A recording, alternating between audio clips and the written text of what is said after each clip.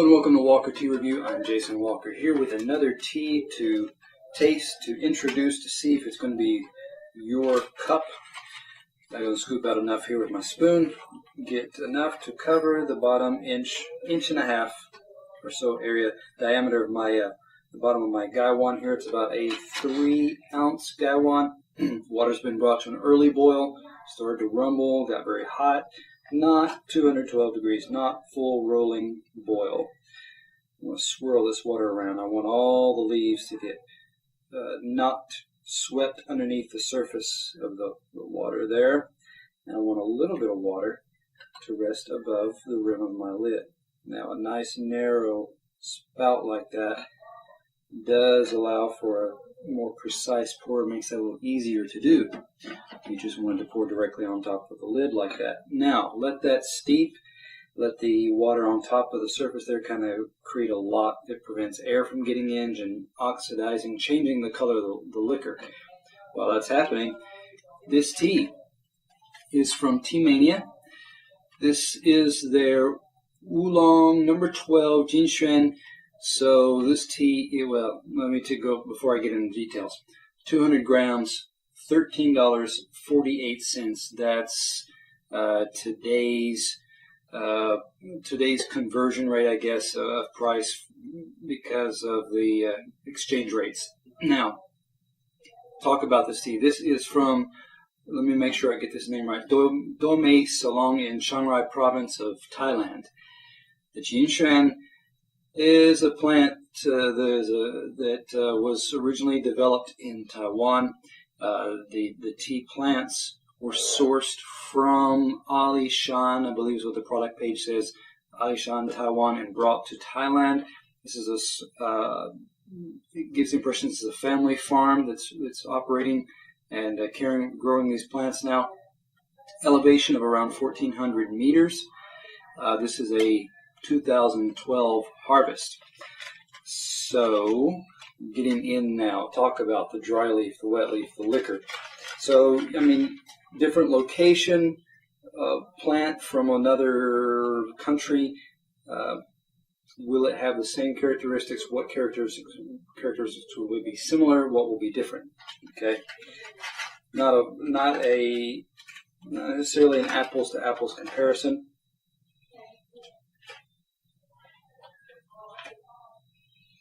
Light, sweet wood type of smells.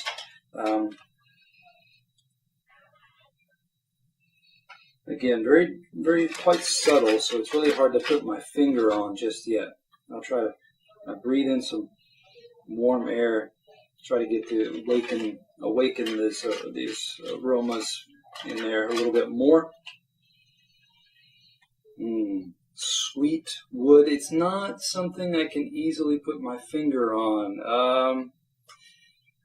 There's a bit of a kind of floral lilac type of smell, very, very light. So I'm just going to have to leave it at that. Light, sweet, woody lilac. Getting in then, before I put this down, I should go ahead and scoop out a little bit of the leaf here and look at this on the spoon. Lighter green-yellow colors, yellow-green colors. You can still see the stem that is going to connect in many cases, and because of the size, I'm guessing that some of these will be 2 leaves or more, plus a bud, maybe a leaf and a bud. Fairly consistent, pretty large in size, 1/4 of an inch or more. Well, I mean, I'd rather wait and see how the leaves unfurl, but I imagine these are going to be 2 to 3 inch leaves for the most part. So, returning that to the package, get my lid angled over to the side, get ready to pour. Pitcher's ready. Here we go. Shake those last few drops out. Okay.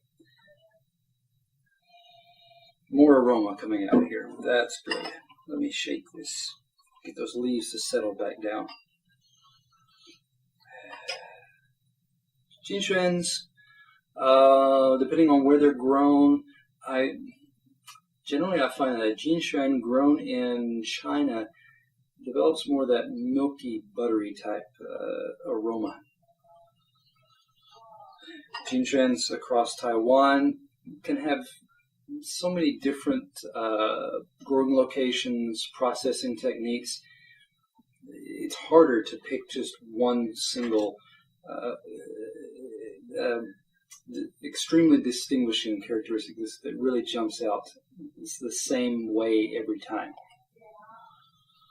Again, sweet, slightly floral, more of a sweet wood type of smell. Not cedar, more something closer more to a sandalwood, I guess. Light is dropping off fairly quickly now, so I'm going to get into looking at some of these leaves, pulling out a leaf pair here with a very small tip or bud there. This particular leaf, one of the leaves here, actually both of them, are still somewhat compact or tight.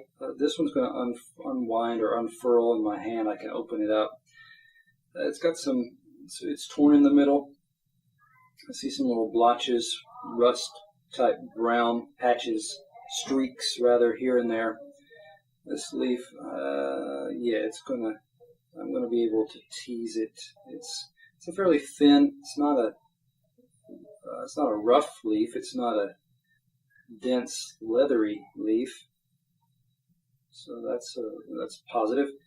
All right, got some resiliency to it. It's got some give. It's stretching out some. So I'm going to set that there. I'm going to get at least one more. Here we go, another large leaf, again for like 2 to 3 inches there. Mostly intact. Little ragged spot here and there. A little bit of oxidation on the edge here of that particular leaf. This one is a 1, 2, 3 leaf. Looking to see, yeah, there's a little tip or bud there in there as well. So we got a 2 leaf and a 3 leaf and a bud. Tender, smaller leaves as you move up towards the bud. Set that almost in the wrong place. Set that there and get to my liquor. Swirl. It's got the similar colors of other Xuans. A nice kind of a golden, almost golden brown color. Still the English laurel smell, though, again, the shrubby, woody, sweet coming out.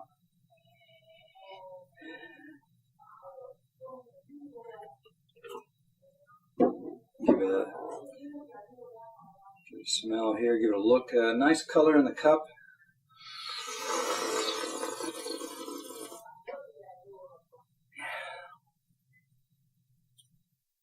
Light, gentle astringency. No noticeable, significantly noticeable bitterness. Kind of a brothy texture, thickness to it.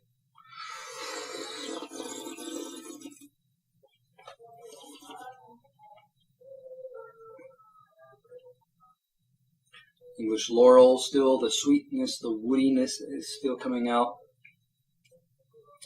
Roasted peanut in there. Honey roasted, so it's got the honey sweetness there to it.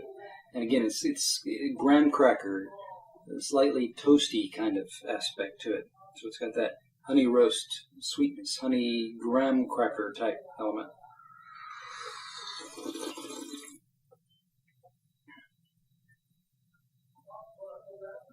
Sweetness is noticeable, not intense, and aftertaste drops off fairly quickly. You still have a very light kind of residual woody sweetness, but it's fading fast. There's a nice coating, not so much astringent, but salty brothy, where it does kind of dry the mouth out a little bit. But salty, buttery. I mean, there's still kind of a thickness in there, thickness in my mouth, resting on the top of my tongue. Less so in my throat and back of the mouth. Not so much there.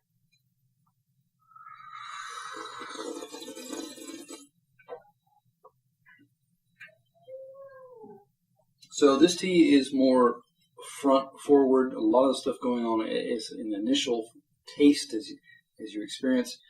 It drops off. It falls off fairly quickly. It's got nice characteristics. It's not there's not any off-putting notes to it. So just the fact that it doesn't extend and build and pack a longer punch to it. I'd probably give this one pinch lower. I would give this one around. I've got two numbers in mind. I want to go in between. I got to choose one. I'm going to go with 88. Okay, so it's got, again, positive quality components. You'd want to consider: is this an acceptable daily drink tea? Is this a tea that it would be nice cold brewed? Something to consider. Okay. Come back to Walker Tea Review to find teas like this that maybe you want to make to your daily brew, your special occasions. To do that, you want to sign up for the newsletter so that you can get the reviews delivered to your email box directly. You can also sign up for or subscribe to become a member of Walker Tea Review, where you can get access to the articles, the more in-depth research, the information provided there to get you that extra boost of information, that extra, for those inquiring minds who are looking for just a little bit more. Come back to Walker Tea Review to find those things.